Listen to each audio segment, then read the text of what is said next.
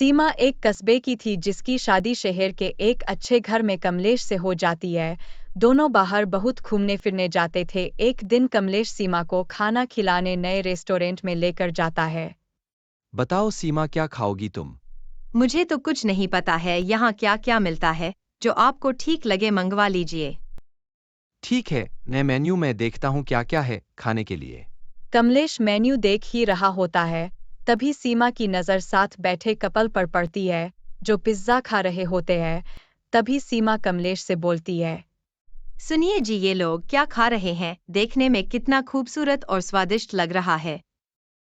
तुम्हें नहीं पता इस क्या बोलते हैं? तुमने कभी खाया नहीं है ये क्या? नहीं, मैं तो शुरू से ही गांव में ही रही हूँ, वहाँ ये सब कहाँ मिलता है जो मैं खा पाती। अच्छा अच्छा, चलो कोई बात नहीं, वैसे इसको पिज्ज़ा बोलते हैं। अच्छा, इसे पिज्ज़ा बोलते हैं, मुझे यही खाना है।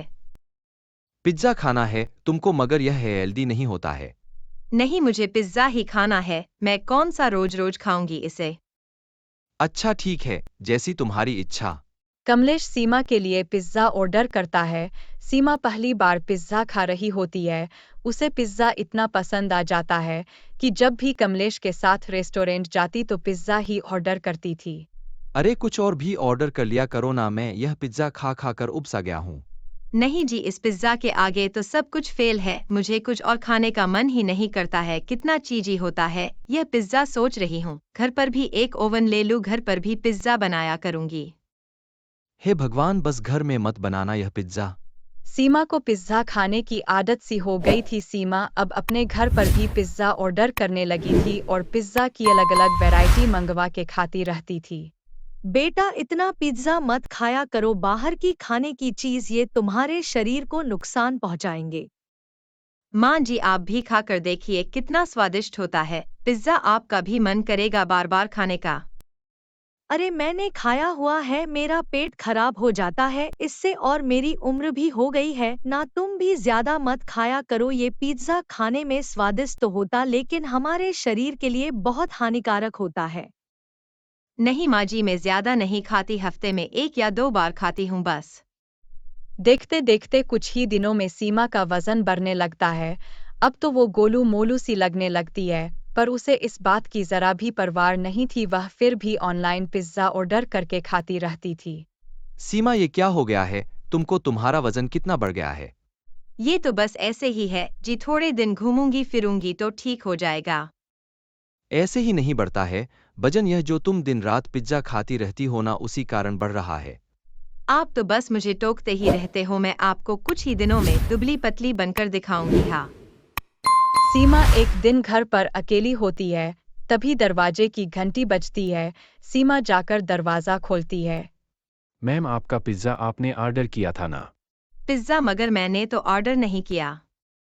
सीमा जैसे ही पिज्जा को देखती है, उसके मुंह में पानी आ जाता है, लेकिन उसका पेट तो पहले से ही भरा हुआ होता है। नहीं नहीं, मैंने ऑर्डर नहीं किया है यह पिज्ज़ा। सॉरी मैडम, लगता है मैं गलत एड्रेस पर आ गया हूँ। सीमा खुद को रोक नहीं पाती, डिलीवरी बॉय जा ही रहा होता है, तभी उसको पीछे से रुकती है। सुनिए भैया, यस मैडम, क्या हुआ बोलिए। ये मेरा ही पिज्ज़ा है। लेकिन आपने तो बोला था कि आपने ऑर्डर नहीं किया है। ये मैंने नहीं, मेरे हस्बैंड ने ऑर्डर किया था, मुझे अभी याद आया। कितने पैसे हुए भाई साहब इसके? सीमा डिलीवरी बॉय से पिज्जा ले लेती है और उसके बाद पेट भरा होने के बाद भी सीमा पिज्जा खाने लगती है। तभी सीमा की सास और उसका पति कमलेश आ जाते हैं। दोनों देखते हैं, आधा पिज्जा टेबल पर पड़ा होता है और सीमा पेट पकड़कर सोफे पर लेटी हुई है।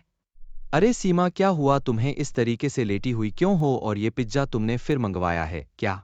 कुछ नहीं जी, पेट में बहुत ज्यादा दर्द हो रहा है। दर्द तो होगा ही, पेट भरा होने के बाद भी इसने पिज्जा भी खा लिया। सीमा, तुम नहीं सुधरोगी ना, मैं मना करता था तुम्हें, लेकिन तुम मानने वाली तोड़ी ना हो। रुको, मैं डॉक्टर को बुलाता हूँ, तुम घबराना मत। कमलेश डॉक्टर को बुला कर ले आता है और डॉक्टर सीमा को चेक करके बोलता है।